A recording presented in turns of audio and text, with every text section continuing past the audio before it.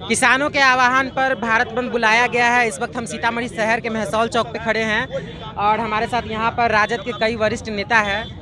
सबसे पहले तो पूर्व विधायक जो हैं सुनील कुशवाहा नगर के, उनसे बात करते हैं। ये बताइए कि आज आप लोग क्यों किसानों का समर्थन कर रहे हैं, क्या वजह है? हम लोग तो लगातार किसानों का समर्थन कर रहे हैं। 2014 में जब आदरणीय नरेंद्र मोदी जी की सरकार आई तो उन्होंने लोगों से वादा किया था कि हम किसानों की आमदनी दोगुनी करेंगे, और आज उन्होंने जो कृषि कानून लाया है, जिसको हम लोग काला बिल कहते हैं और काला दिन भी है, चोरी छुपे लोकसभा में उसको पेश किया गया। पूरा देश बंद था, सारे जगह लॉकडाउन लगे थे और चोरी से उस बिल को लोकसभा और राज्यसभा में पास करके कानून बनाया गया। ऐसी कौन सी परिस्थिति आन पड़ी जो इस तरह से रात में कानून बनाया गया, आनन फानन में कानून बनाया गया। इस कानून में जो खामियां हैं, एमएसपी को ख़त्म किया जा रहा है। किसानों के जो फसलों का न्यूनतम समर्थन मूल्य है जो सरकार ने तय किया है और सरकार की जवाबदेही है उस मूल्य पे फसलों को खरीदने का, उसको ख़त्म कर देने का काम इस कानून में किया गया है।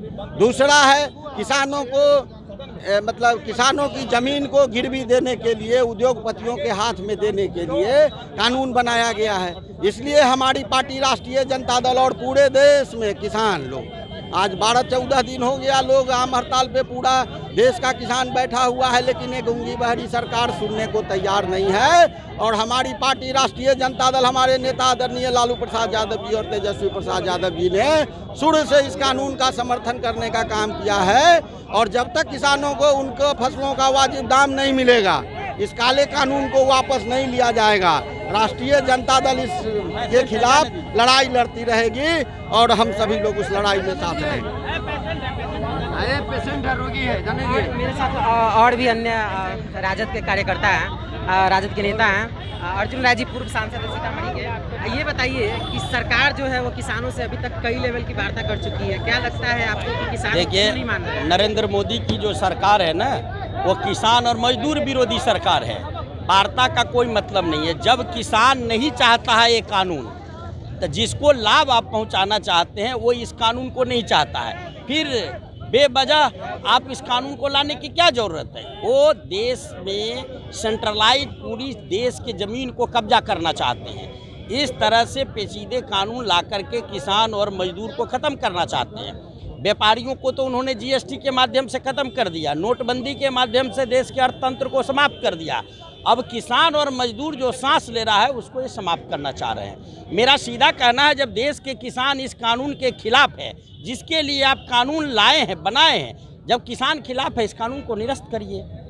काहे को उनको ज़्यादा लाभ पहुंचाना चाहते हैं जब वो नहीं चाहते हैं? इनका षड्यंत्र है कि किसानों के ज़मीन को बड़े बड़े उद्योगपति, अंबानी और अदानी, जो इनके उद्योग कंपनियां हैं, उनके माध्यम से उस ज़मीन को खरीद लेना चाहते हैं, ज़मीन को गिरवी ले लेना चाहते हैं और किसान को भिखमंगा बनाना चाहते हैं। ये बताइए कि राजद लीडिंग पार्टी है बिहार में, तो क्या लग रहा है आपको कि जो देश के किसानों, अन्य राज्य के किसान जो विरोध प्रदर्शन कर रहे हैं दिल्ली बॉर्डर पे, तो क्या लगता है आपको कि बिहार में भी वही हालात है या बिहार में कुछ अन्य हालात? पूरे इंडिया में इस तरह के हालात होगी।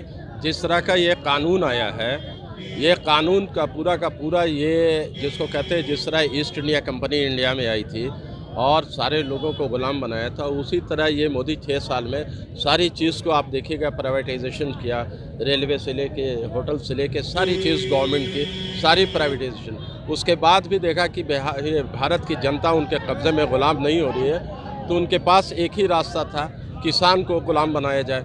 जो उन्होंने ये कानून लाया, जिस तरह एमएसपी जो है, आपके मिनिमम सपोर्ट प्राइस जो है, वो मिनिमम सपोर्ट प्राइस को वो कानून से हटा दिया। जैसे ही कानून से हटा है तो आपकी मंडी ऑटोमेटिक ख़त्म हो जाएगी।